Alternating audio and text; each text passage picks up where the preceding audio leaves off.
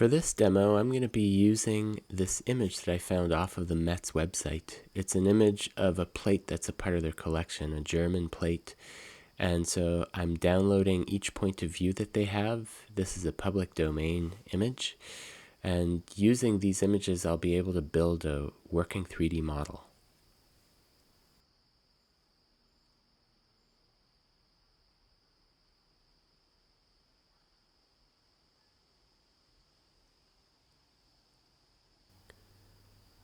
Once I've downloaded the image, I'm opening up Rhino and adjusting the units in my file.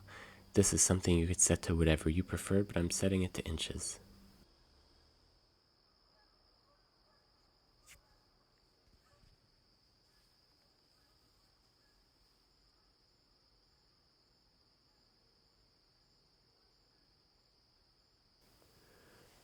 The first command I'm going to use is picture. It allows me to bring in an image, so I'm going to bring in the image that I downloaded of the plate.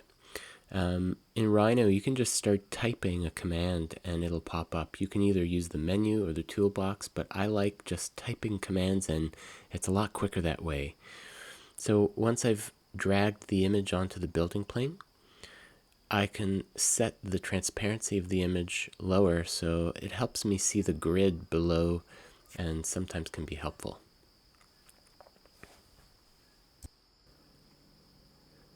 Next, I'm going to zoom in on the plate so that I can line up the center of the plate with the center of the grid.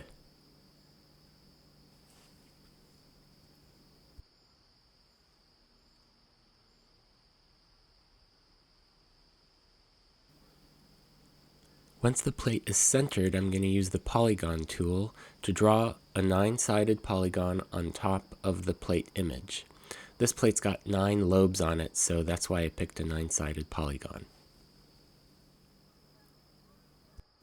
Just realized that grid snap was on, so I switched it off in the middle of the command, which is possible to do in Rhino, so I can get the polygon lined up a little bit more exactly. It's not perfect, but it's good enough.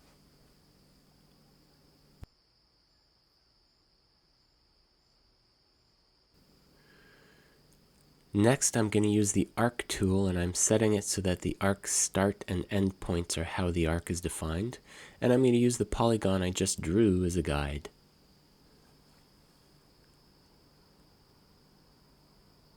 Favorite keyboard shortcuts in Rhino is the spacebar, which basically just repeats the command you just did. So I'm using that to continue the arc command across the entire polygon.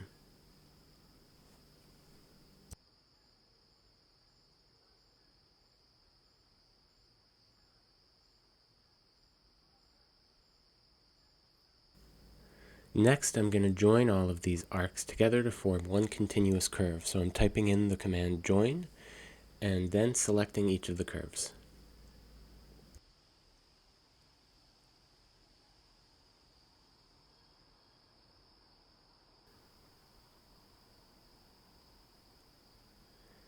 Next, I'm going to draw the inner profile of the dish. So I've used the Polygon tool and set it to 9 sides. I'm starting from the center, and I'm going to use both this inner profile and the outer lobed profile to loft my dish.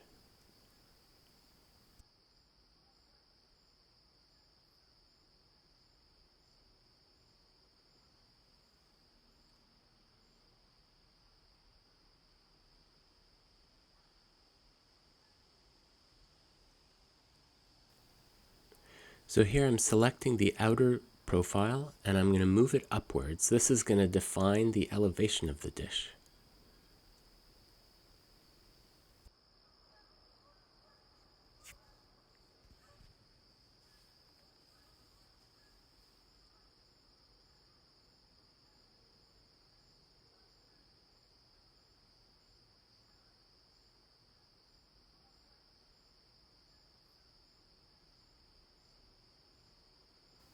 The lobes on this dish have a curved edge, so I'm going to select the center point on all of those curves and move those even higher.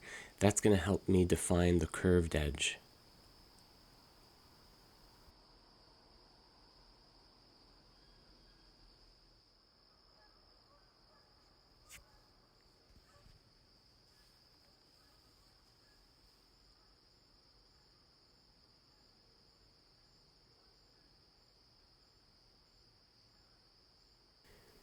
Next, I need to define the cross-section profile of the dish, so I'm starting by drawing a straight line from the inner profile to the outer lobed profile.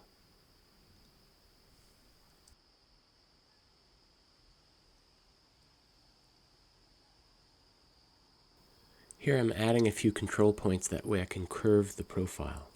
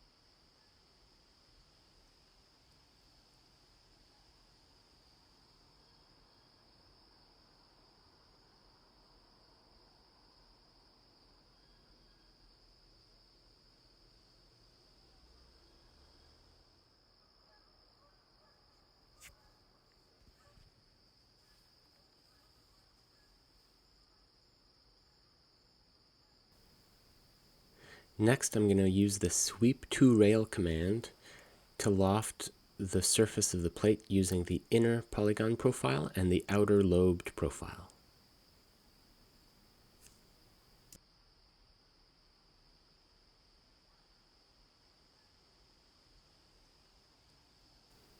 I like setting the perspective viewport to either shaded or rendered. It helps me understand exactly what's going on with the form.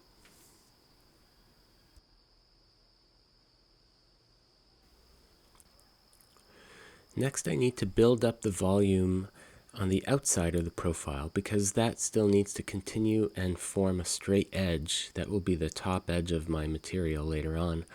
So I'm offsetting the initial polygon that I drew, and I'm going to move that upward so it's a little bit higher than the highest point on the surface of the dish.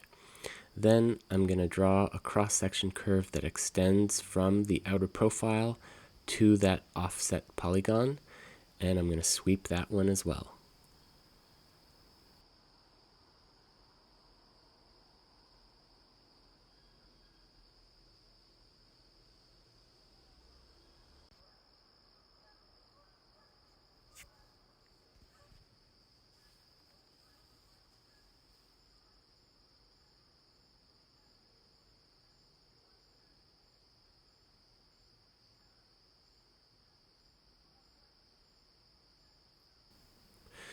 Next, I'm using the patch command to define the base of the plate.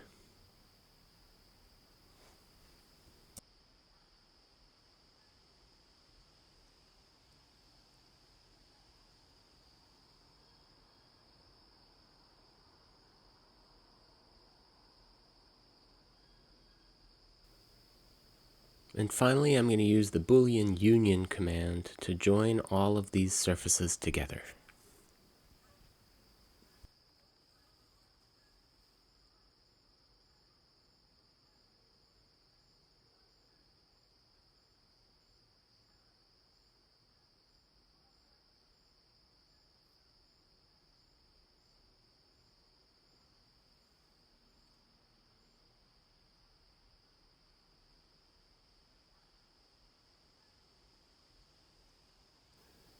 I don't really need my source image anymore, so I'm going to select it and change it to a different layer and then hide that layer.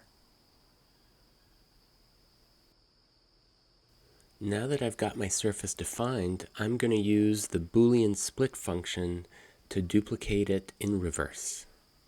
So here I'm extruding a polygon using the outer perimeter, and then I'm going to select that polygon and use the previously made surface as a cutting tool to cut against the extruded polygon. The result will be two surfaces, the reverse of what I just drew and what I just drew.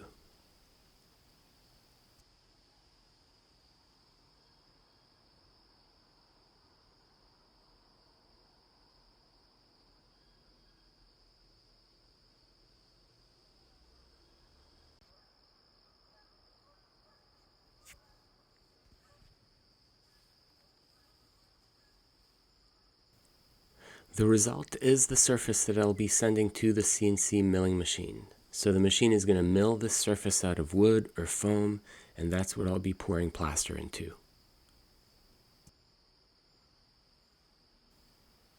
Once the tool path is made, it could be sent to a CNC milling machine. Here's a CNC milling machine that is milling or cutting into high density foam. So once that cutting is done, what you could expect to find is something kind of like this. These are two examples of different profiles that were milled out of high density foam. So typically I would wrap a caudal around these forms and pour plaster into them. Let that plaster set, and from there I've got a working press mold.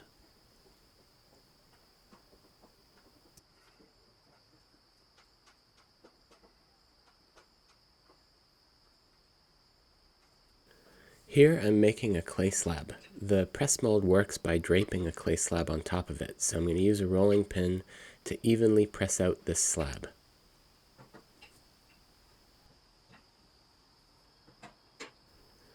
I'm rotating the clay slab so that all the clay particles are evenly pressed in all directions. Pressing the slab this way helps keep the plate from warping later on.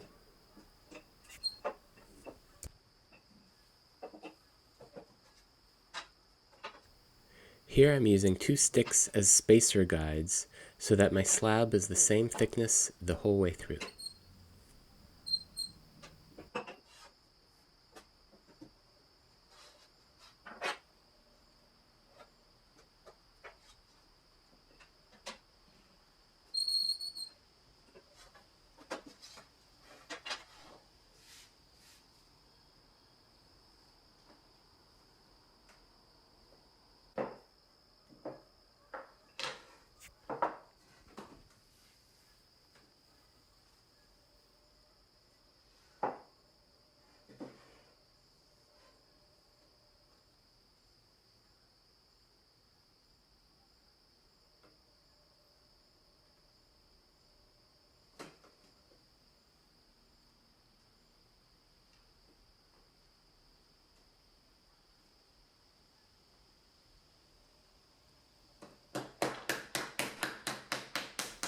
Here I'm compressing the clay. This is what makes the form strong and prevents it from warping later on. Clay particles behave best when they're well compressed.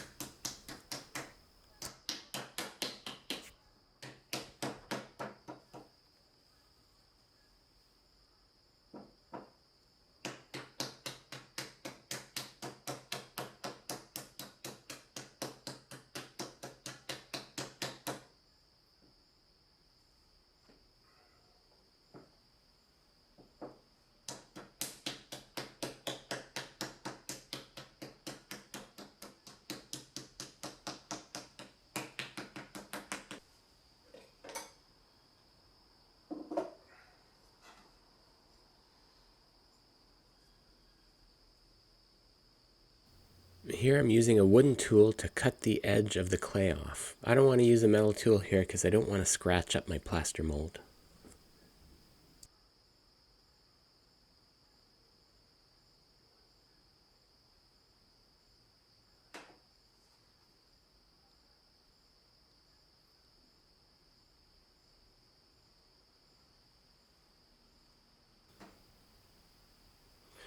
Here I'm checking for little bits of plaster. I don't want those to get into my recycled clay.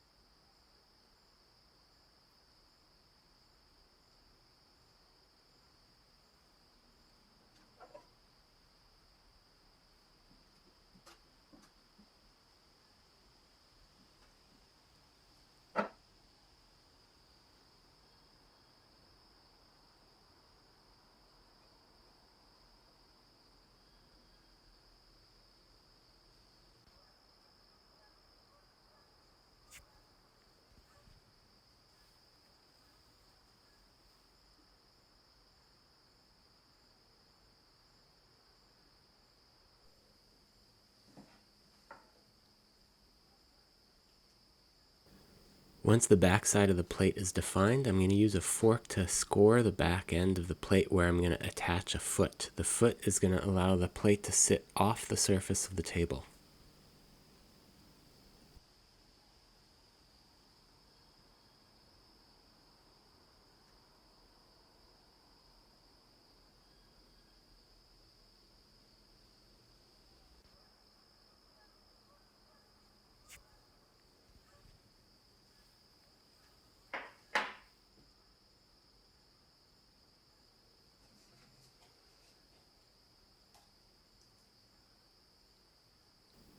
Here I'm adding a little bit of water to the area that I scored, and it's going to help me build up a little clay slurry in situ. That's going to act as a mortar that I can use to stick the foot onto the back of the plate.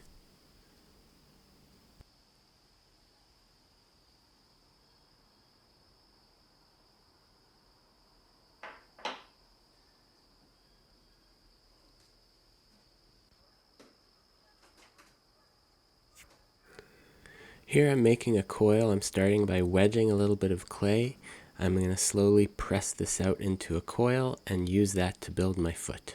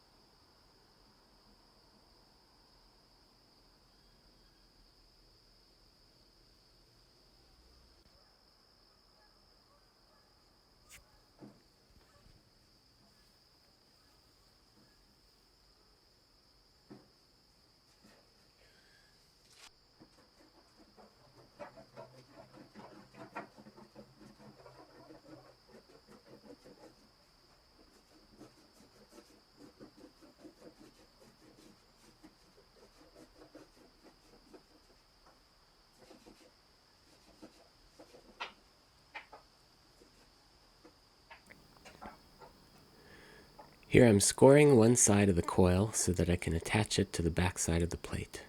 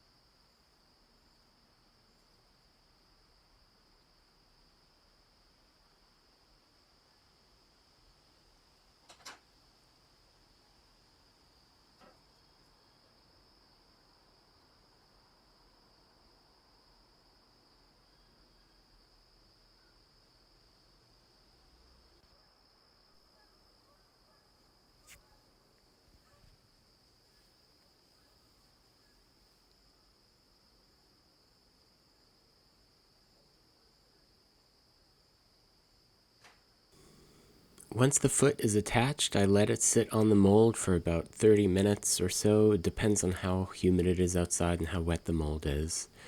Then I need to remove the dish, so I'll blow some air between the mold and the dish, and that should help release it.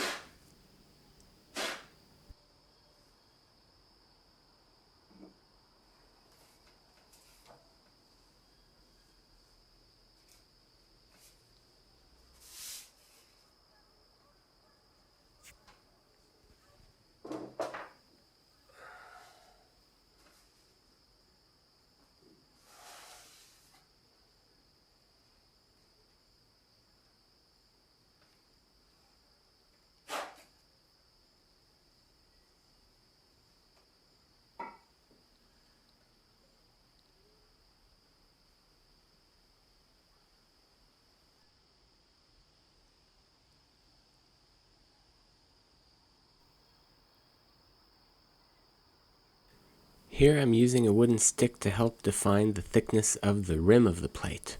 I don't want to cut the rim too short, and I want to stay consistent through the entire dish, so this tool is helping me do that.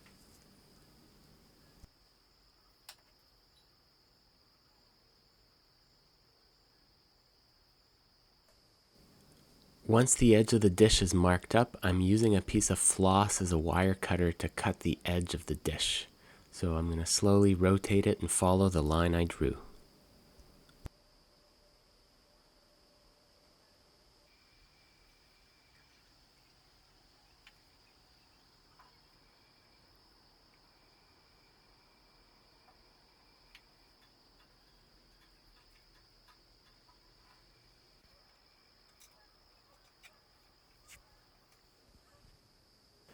And finally, I'm compressing the edge of the dish. This is going to help keep the edge strong and prevent it from cracking.